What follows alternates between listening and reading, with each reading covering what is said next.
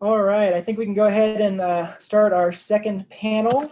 Thank you for everyone for joining us today. My name is George Banks. I am an associate professor at the University of North Carolina at Charlotte, and you're now viewing our second panel today. This is for the Introductory Reviewer Development Series organized by the Society for Industrial Organizational Psychology, SIOP, and the Consortium for the Advancement of Research Methods and Analysis, CARMA. So a little brief introduction just in case you didn't get a chance to catch the first panel. But today's panels, the series of panels is a part of a broader reviewer development workshop that's being co-organized by these two organizations. And we're very excited that it's free and open access for everyone to participate and learn from. The workshop is primarily targeted at those with little to no reviewing experience. So it's a chance to start getting acclimated with some of the competencies related to being an effective reviewer. However, I'll also say that we do believe that these competencies are going to be excellent for those of us that have already been reviewing for quite a while as a refresher. Okay, so again, a very big thank you to SIOP and the Education and Training Committee, as well as CARMA, for all their help organizing and then also putting together the content for today's sessions. Okay, so as with our first panel, it was an excellent panel. If you missed it, you should go back and watch it. We'll have the recordings posted shortly after this. Our second panel, we've got another set of excellent speakers with some great experience reviewing and serving as associate editors and editors.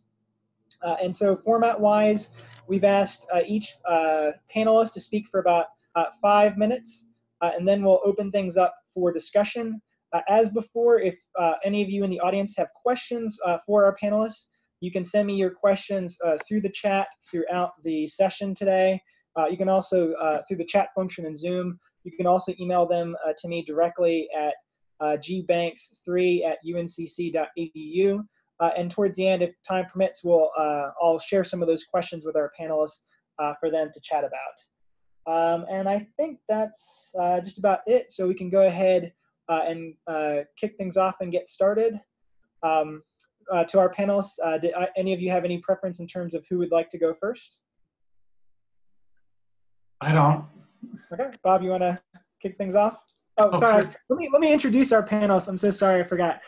We have Bob Vandenberg from University of Georgia, Paul Bliese from University of South Carolina, and Gloria Gonzalez Morales from University of Gulf. So, okay, turn things over to Bob. Okay. So since our topics were kind of completeness and that type of thing, I'm just going to address some of those things. So in the 5 minutes. So this is Bob speaking in terms of how I go about reviewing papers, and I've done this for years. But the very first thing I do before I even write down a single comment is I read the manuscript through once, okay, without stopping to read it. I read it through, and for me personally, this serves two goals. It gives me the big picture of what the authors are trying to accomplish, and it also gives me a sense of the general flow of the manuscript. Was the writing style strong, poor?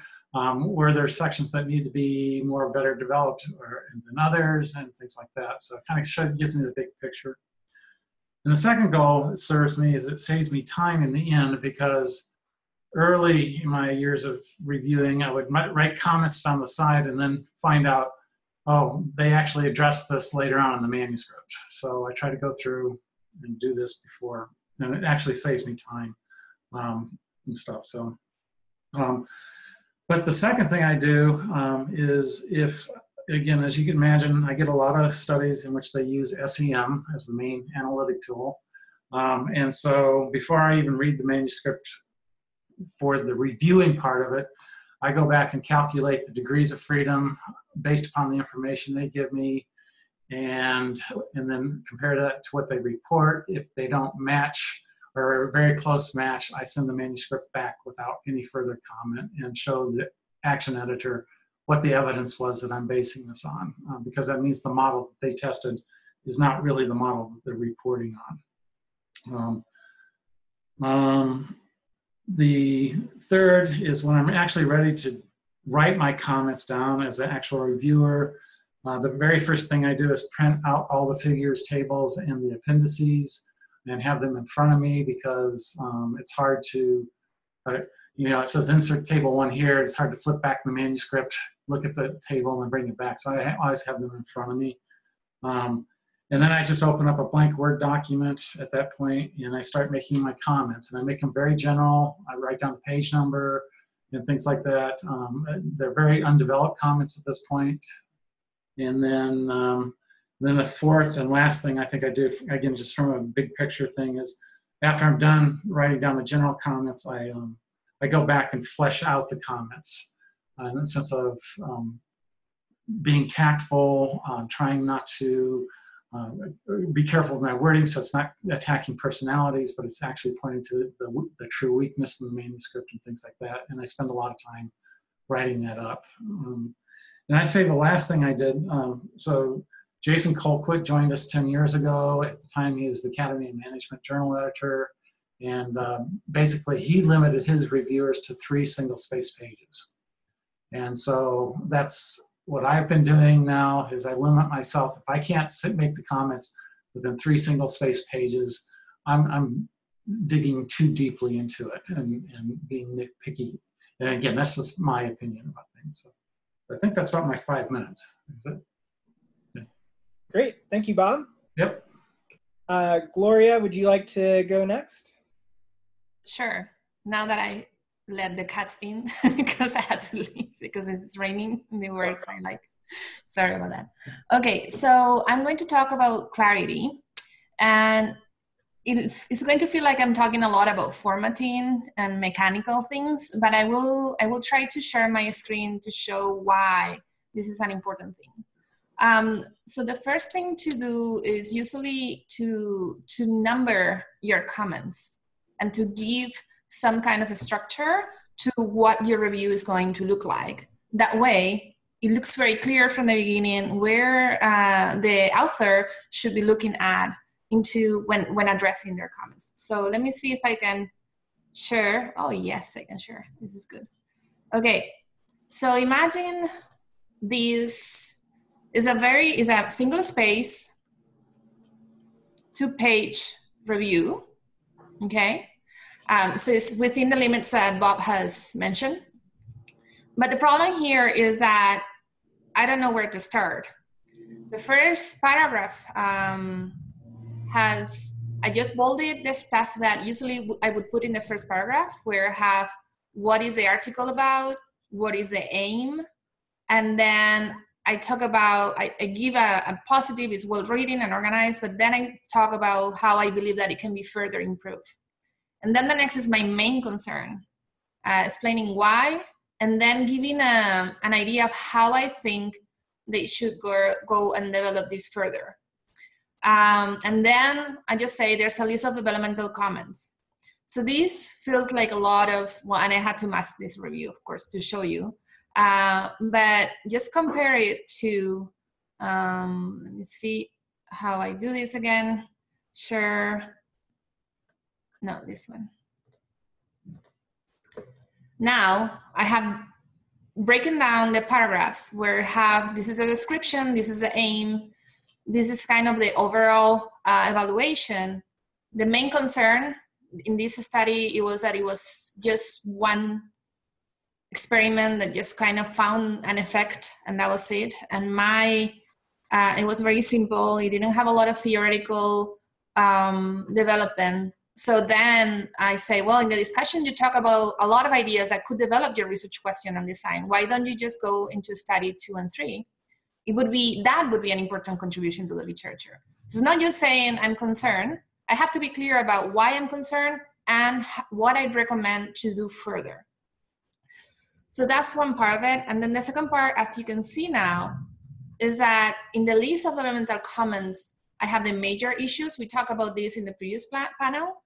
And then I actually say in the introduction, what is your conceptualization of gender? And then I explain this. In page 7, did these authors, so I give quotes, find X and Y and Z, and explain why I'm asking that question. So as you can see, everything has a number. And I also kind of section the review into the different sections that I want to talk about, okay? So this would be an idea of how to make it, like, because of the format, and how to make it more clear why we should do this. And that's at the end, I usually have the minor issues there with, like, just, you know, this is repetitive, you should look into this or that. And then obviously at the end, like a nice sentence saying that you enjoy the manuscript and that, you know, your suggestions are for helping the author. So in terms of constructive aspects. And another reason for doing this, I'm going to show you, because you may have not done this before. When you're going to submit a paper in the management center, usually you have to give a recommendation. Sometimes you have to give a rating for the manuscript. So kind of giving like a rating in terms of each aspect of it, the relevancy of the literature, the measures of the key constructs. So be sure that your manuscript rating really corresponds what you are writing for the authors, okay? And when you write for the authors, also be sure that then the confidential comments that you give to the reviewer line up. So I tell them, well, this would be a good study one, but I think that you need to do more. Then here I would say, as I have suggested to the authors, this is a good study. That could be the start of a contribution to the field. If it's study 2 and 3, trying to explain the mechanisms, were added. I would therefore reject the manuscript in its current form, but encourage authors to resubmit with a more complete investigation of the research question. So I'm giving more information to the editor, contextualizing my comments to the authors. And then just keep in mind that when you are copying and pasting in these editorial programs, you have, if it is an unclear, not number review, is going to look like this. But if you clarify, if you use capital letters, if you use signs, if you use numbers, then you would be able to format it better. So don't use bolding, because it's not going to show in this text. Use capitals and a lot of spacing, even though then it may be that your review is longer than what you were expected, but it's just because you're using spacing to kind of create that flow of your review. And I think those were my 5 minutes of glory.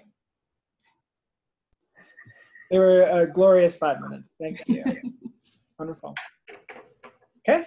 Paul, would you like to wrap things up for our first portion here? Sure. So George, just a point of clarification. You sent some slides, but the participants haven't seen these slides, right? They have not. Nope. On there. And of course, this is when my phone rings right here. So I'm going to go ahead and share those slides, because I'm going to cover tone, is what they've asked me to cover specifically on here. And these are great things. And what I'll do is I'll share these slides, you know, specifically with respect to tone, the tone of the review. And then I'll just add a few more comments on part of that, if that works, right? Sounds great. Perfect. Okay. So this is, let me see, hopefully, and this will, since my office has me with lighting that makes me look like I'm in the witness protection program, this will actually be better if you just actually see the slides. So I assume everyone can see the slides now, is that correct? Yep. Okay, so great. So the one thing I will just say in the quick 5 minutes is tone really matters on this. So the tone of your review can make the editor's decision difficult, and it can actually make the editor work and actually do the opposite of what you're proposing in your letter. I've had a case, I won't give the details of it, where I was talking to a senior editor who basically had to deal with the tone of the letter. The tone was so negative in terms of how the letter came in that the senior editor, having sent out the review, subsequently felt so embarrassed by it that he just accepted the paper. So the reviewer who was trying to kill it had such a bad tone to the paper, but then when the author responded back and pointed that out, it actually worked completely against the reviewer on this particular one. And so tone is really, it's just important on there. So this is a great list. I did not put this together, but I was going through it and I thought this works out perfectly. So let me just quickly go through these points on here. So first is that the manuscript strengths need to be something more than superficial. Authors really want to know that you've read the manuscript. So I would always take the time to give an overview of it and show them, yes, you've read the entire thing. Like Bob said, he spends time, he goes through it. Very clear that you've gone through the manuscript, because authors are not going to respond well to the feeling that you just kind of superficially looked at it. Discuss manuscript limitations in a tactful way. One of the things that I learned from Steve Kozlowski when I was on his editorial team is the word "I'm concerned about something" or "I have concerns." You know, that word is actually very powerful in reviewing right here. It's not accusatory, it doesn't really go, but it expresses that. So using the word "having concerns about things" can be a tactful way to go through it. Some journals actually have the authors sign the reviews. I don't think that's a terrible thing, and I think that would be something that we might want to consider at some point. But you should at least write it as though you could give this feedback to a colleague of yours, is the way that I would look at it. You wouldn't put something in there. Don't make suggestions for the editorial team. This is just a real negative on this. If you do this a few times, the associate editor, the editor, they won't want you to do the reviews for them. So you can put in your note to the editor, "I hated this thing, it needs to be rejected." But where it really causes problems is where you write, "I love this manuscript, it should be accepted," or "I love this right? Because then you're setting up a confrontational thing where if the editor gets other reviews and they find something you missed, then you've created a problem. So just never put in anything about the actual decision. You know, this should get revised and resubmit, this should be accepted. Don't put that to the authors, because that causes a lot of problems. And then the last one here is don't accuse the authors of any questionable research practices or malintent on here. You may suspect it, but you've got to be really careful in how you write it, and you should go back and talk to the editor and send the note on here. So those are the comments that you're going to see, and I'm just going to give you a few additional comments on this that can be used to augment those. So one of them is just be very careful about the use of the word "you," right? This is actually probably not necessarily in a lot of reviews, and it comes across as much more confrontational to the author. "You did this, you did that, you did this," right? Just keep it neutral. "The manuscript did this, the manuscript did that," right? It's a change, it's a very subtle thing, but it can make the tone a huge difference in terms of the tone on it. If you're receiving it, it's not about you, it's about the manuscript, and that can make it easier on there. I would say if you have I would say generally a best practice is to set aside a review for a day. If you do the review, come back to it the next day and then send it in. I will say if you have any hint or suspicion in your mind about your tone might be off, absolutely set it aside for a day. When I was an associate editor at Journal of Applied Psychology, I routinely set aside my decision letters to the authors for a day, and then I would go back and look at it the next day, because what you find is that you just unintentionally may have said things that weren't clear. Sometimes if you're a little annoyed with them for whatever reason, that tone really comes across, and you can put that out. I would say if you feel like the tone might be off, like sometimes you're annoyed by it and you're trying not to, but you still may feel that it's off, send that to the editor and say, "My tone may be off here one time." Glad still gives me a hard time, because I reviewed from one time when I was still in the Army and I was flying. I'd been in basically going through training. I was taking a team into Iraq. And so we're flying into Kuwait. So I hadn't slept for days or whatever. And I was writing a review on the plane going in. And I sent Gilad a note and said, "Gilad, I just might be overly harsh with this review. I'm really tired on that." And Gilad really appreciated it. Okay. He appreciated that I was kind of cognizant of the fact that my tone might be off. So if you have that, send a note in on that particular one. Be receptive to editor feedback. Like I've had times where as an editor, I've looked at a review and said, "I cannot send this out," right? I mean, this is just going to piss the authors off. And as an editor, it's very hard to go back to a reviewer. We don't want to piss off the reviewers, but if a reviewer takes that effort to come back to you and say, "Hey, I had to modify this," then just understand they're trying to do that in their good faith and to try to keep harmony within the field on there. And then I would say another concrete thing to do when you're working on the tone is it's okay to acknowledge that you might not understand things. So you can occasionally put in there phrases like, you know, I'm sorry if I misunderstood this, or it appeared this way to me. So don't write these definitive statements, you did this, you know, it appeared in the manuscript that. And these kind of, or I'm sorry if I misunderstood it, but I read this as doing this and this and this, and I think I have concerns about that. So those are phrases which I think can be quite helpful in communicating ideas. And I think I'm at my 5 minutes. Am I right? Roughly. Close enough. Close enough? Perfect. All right, so we've been having some questions come in from audience members, but before I start sharing some of those questions with our panel, I'd just like to open it up to the panelists to provide you with the opportunity if there are any additional comments that you'd like to provide regarding some of the competencies that the other panelists have mentioned. So I just wanted to echo this idea of putting the review aside. I usually do read the paper one day, a different day, I look at it again in a different way. And then the third day or the fourth day is when I review when I do the reading and the writing, because it really helps to put everything together, because sometimes you just know that there's something that is bothering you about the paper, but you don't know exactly what it is. So just letting it rest helps you kind of form your train of thought about it and how you want to write the review. Sometimes I catch myself writing the review in my head, and then I'm like, that's when I realize that I'm ready to write something that has the right tone and is constructive. Wonderful. All right, so I'll go ahead. We have several comments here.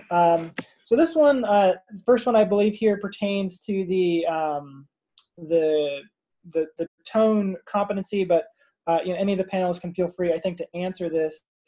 When you're writing the review, I think the question here is, how do you phrase your language in terms of kind of like suggestions versus like requirements for reviewers? So sometimes when you're reviewing, you might say, I suggest, or I encourage you to, versus saying stronger language, basically saying, I'm not going to, you know, almost implying I'm not going to recommend acceptance or revision to the editor unless this is absolutely, you know, addressed. Almost kind of, I think maybe demanding is a too strong a word, but something along those lines. I know what I do is I in my private comments to the action editor, that's where I make those suggestions to the editor. So I try to keep the tone, you know, as Gloria mentioned, professional, not accusatory, but when I'm addressing the action editor, I'll say these are must-haves, in my opinion. You know, again, they're the ones that make the final decision. But so, and typically those end up in his or her action letter in the end. So. And I would just add to Bob's comment that I think when you're writing the letter to the authors, it's very helpful for you to delineate major concerns and minor concerns. So you may say, all you'd have to say, these are my major concerns. Sometimes you just put comment 1, major concern, and then you delineate it. Comment 2, major concern, go through, and then you might have a break and say, I've got these minor concerns in there. But that sends the message pretty clearly about what is important to you. It's also very helpful for the associate editor, for the action editor on that, to know really, if you don't send the note like Bob suggested, really what are the key points? Because sometimes, I mean, even a 3-page single-spaced review, the action editor is kind of looking through, trying to figure out now which of these points is really make or break. And so it's helpful when you do the review to delineate that. Great. Sometimes it is a very straightforward thing, like there's no power analysis, for example, and the results show that there was not significant results. You may want to say, well, you need to give me a power analysis in order to better understand the data, and that is more than a suggestion, right? Or things like, there's an interaction figure that is missing to understand the interaction. Like, usually what I say is, please add this figure to the manuscript to understand this. And for me, it's kind of a clear it's not just a suggestion of, oh, rethink this theory, but when we're at these are the formats, these are the ways that we should be doing things. That's why I use the please. Please do this. I think it helps with the language and the tone. Great. All right, this next question I think maybe was more for you, Gloria.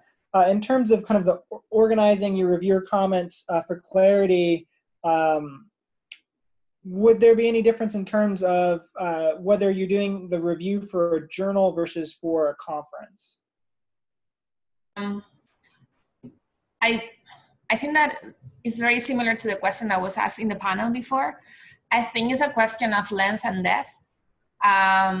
For a conference, usually we have to review a lot of papers in a very limited amount of time. So we will not get into very long reviews as much as we would do in a journal. But I would suggest to use the same structure of saying these are introduction or theory issues, these are method or result issues, these are issues related to the discussion. So I will always keep this structure and make it very clear which points I'm referring to. Great, thank you. All right, and another one that came in, this had to do with kind of checking. So I think this one was also for maybe more for Bob. You mentioned the degrees of freedom. Checking to what extent are reviewers kind of essentially like accountable for checking for mistakes and errors, and the person mentions here like things like copy editing, but just also reporting of general statistics in the manuscript, right? So are you maybe held accountable for checking stats in the results table versus the what's in the text, things like that? You mean the reviewer's accountable?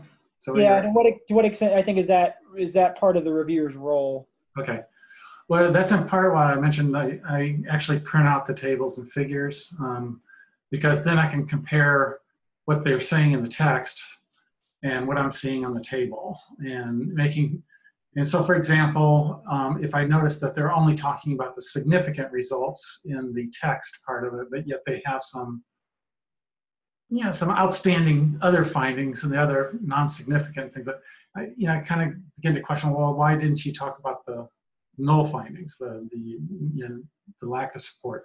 Or sometimes, they may, I may find that there was a finding that was in the table, but they barely mentioned it in the text. So, but that's the exact reason why I want the tables next to me as I'm reading the text, so I don't have to flip back and forth. But other things that like copy editing, that I don't see that as my job as a reviewer. Now, grammatical types of things, yes. I mean, if I'm seeing a lot of grammatical types of errors, I will point this out, but I'll point it out in a general comment and saying, as I read the manuscript, I noticed there are numerous grammatical types of errors, typos, and other types of things. I won't point out all of them. I'll just tell them they need to do a better job, or suggest they do a better job in terms of the copy editing aspects of it. So I don't know if I addressed everything. Yeah, I think you did. I actually had a related question. Oh, sorry, Paul. Did you want to jump in?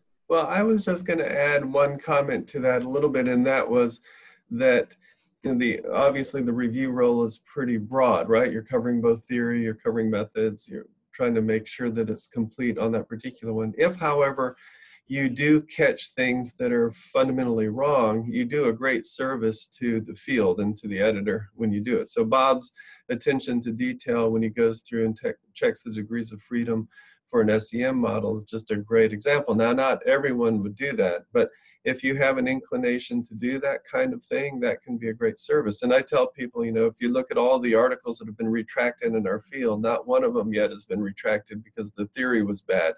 Like somebody went back and said, oh yeah, actually we had the wrong theory, right? They're always retracted because there's either an accidental methodological flaw or, in the worst case, the data, there's something worse with it. But there's a lot of cases where they're just accidental things that get in. And if you can serve the purpose of catching these before they go out, you do a great service for the field. So I actually have a question myself for you all that's related to this. To to what extent should reviewers be asking for additional results, analyses, maybe even data from the authors? And this could not necessarily be something that goes in the paper, but just something that the author provides potentially in their response letter. So kind of like at what point, you know, should reviewers, how thorough should they be in terms of asking for that additional information? Well, You want to go, Paul? I guess I'll go, but I personally think that it doesn't, if you have a suspicion or if you think that something's very hard to follow, so analytically sometimes to go to points that were made in the previous session as well, if it's a very complex analysis and you're having trouble following it and you just think, wow, I would like to see some additional, I'd like to see just a simple model run or something on there. I think it's fine to ask for it. Sometimes that becomes a footnote in the manuscript and sometimes it just becomes something that's in the response letter. But I don't think there's any, if you don't understand it, I would just say, I would encourage you to ask for clarification. Sometimes the clarification is, could you run this other model? Or do you have some other data that might shed light on it along those lines? I just wouldn't go out of control with doing that. There's also a situation. Go ahead, Gloria. Go ahead, Bob. Okay, well, me. There's also a situation where the authors shortcut themselves because they think that they cannot put a correlation table because it's going to go over the limit of the number of pages, or they have some post-hoc analysis that they talk about in the discussion or some kind of in the text of the results, but you don't have access to them to check them. So that's when I would ask for them. I'm like, oh, you're saying that you did all these other exploratory post-hoc analysis, but I don't see where they are. Can you submit them? I don't want them in the manuscript, but I want just to see what's going on. And maybe they make it to the manuscript, as Paul was saying, maybe in a footnote or in appendix or supplemental material. And I would just simply add, I think we have to be very careful as reviewers to ask for extra analyses because it could almost lead to the hypothesis after the fact type of issue too. So, but I have in the past though, you know, question, for example, let's say the author uses a beautiful set of measures. They do a CFA, get really strong support for the CFA. But instead of doing a structural equation model, they go ahead and do a regression, for example. So why did they step backwards in terms of the analyses? And again, I try not to be accusatory. You know, did they do this on purpose, or they just, this is a habit, or something like that. So, but that's all I want to add to that topic. So. Wonderful. All right, I think we've got time for maybe one more question, and then, you know, if there's any final thoughts the panelists want to add, we'll give you that opportunity. So this last question, I think, is a really good one. So imagine that you're essentially a reviewer for a conference paper, and you get a submission that's more underdeveloped. How do you balance between kind of providing appropriate level of comments for that conference paper while recognizing that you're not reviewing for a journal, right? So, you know, the standards for, you know, let's say, you know, high impact factor journal is going to be perhaps different than if you're reviewing for a conference where people are submitting papers which kind of are still in the developmental phase.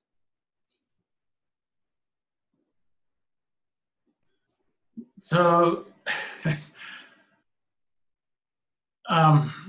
that's a difficult balance because since it's a conference paper, I don't like to spend too much time on it because, as Gloria pointed out, you typically get asked to do 3 or 4, and then if the track chair is a buddy of yours, they'll come back and say, hey, Bob, can you do an emergency review or 2?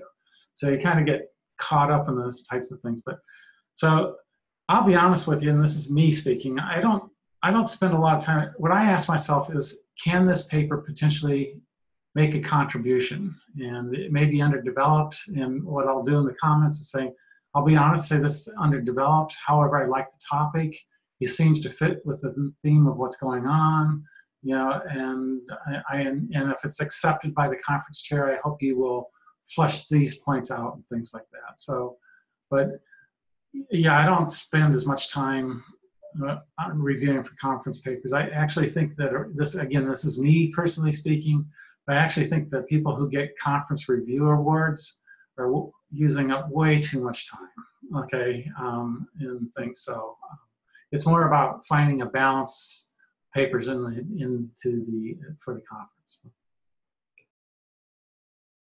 Something that I think is super important, and they repeat this every time we review for SIOP. Be sure that and I said it before, right, that your ratings correspond with your text. It can be long, it can be short, it can be a very deep review. Try not to do that. Don't eat your time with it, especially if you're a student or a junior person. Your time is better invested in your own developmental writing, but just be sure that what you're rating actually corresponds with what you're writing in the text.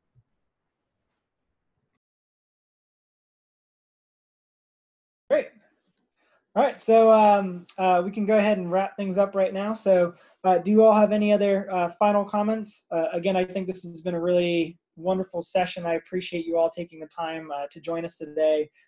Hopefully our audience members have been able to gain a lot out of your comments and suggestions.